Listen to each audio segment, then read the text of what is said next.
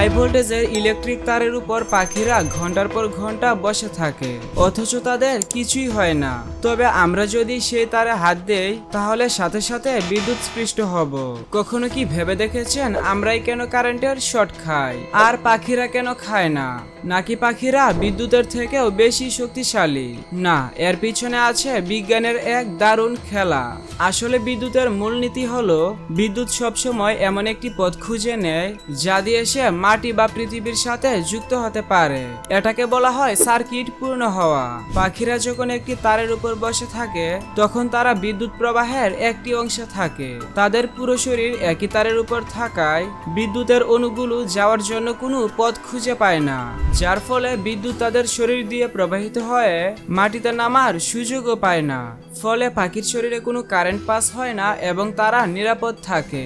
কিন্তু একটি টুইস্টও আছে।